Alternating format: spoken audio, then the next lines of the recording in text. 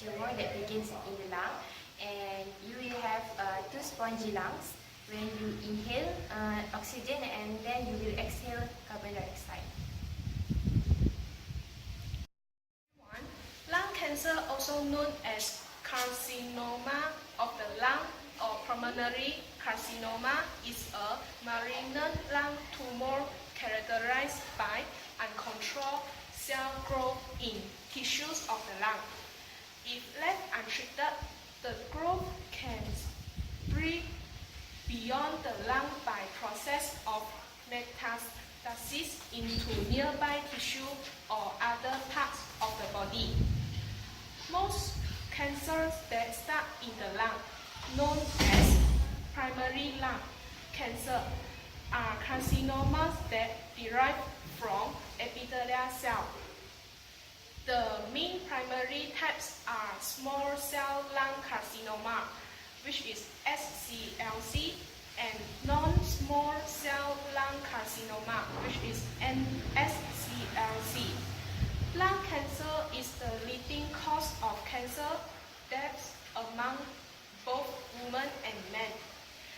Today, I will tell you the risk factors for lung cancer, which are smoking, exposure to second-hand smoke, and family history of lung cancer.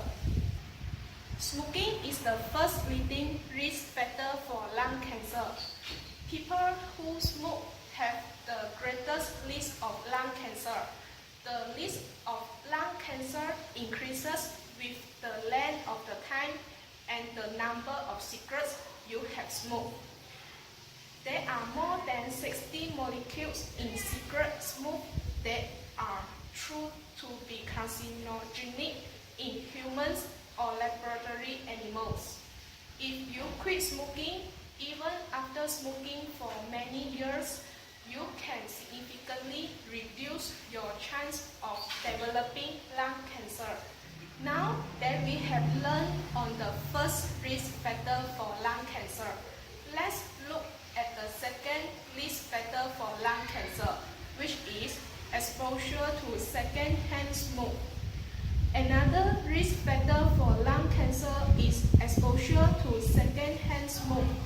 Exposure to second-hand smoke also greatly increases risk of lung cancer. Second-hand smoke contains over 50 cancer-causing chemicals and can lead to many health problems, including lung cancer.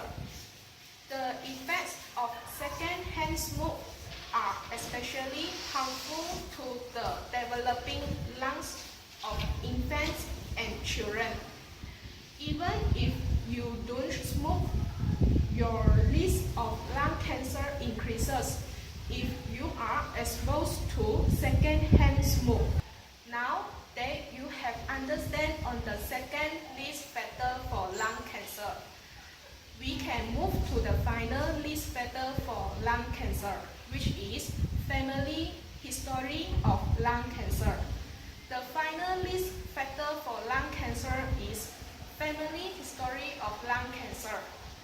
It is possible to inherit genes that lead to the development of the family form of a particular cancer type.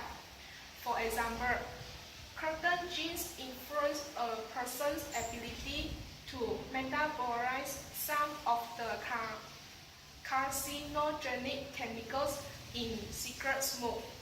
An individual with inherited susceptibility that chooses of smoke may be at an increased risk of developing lung cancer compared to other smokers. Risk is higher if an immediate family member has been diagnosed with lung cancer. The more closely related individual is to someone with lung cancer, the more likely they are to share the genes that increase the risk of the affected individual. Risk also increases with the number of relatives affected. Simple to say that people with a parent, sibling, or child with lung cancer have an increased risk of In conclusion, the risk factors for lung cancer, which are smoking, exposure to second-hand smoke, and family history of lung cancer. A number of factors may increase your risk of lung cancer. Some risk factors can be controlled, for instance, by quitting smoking.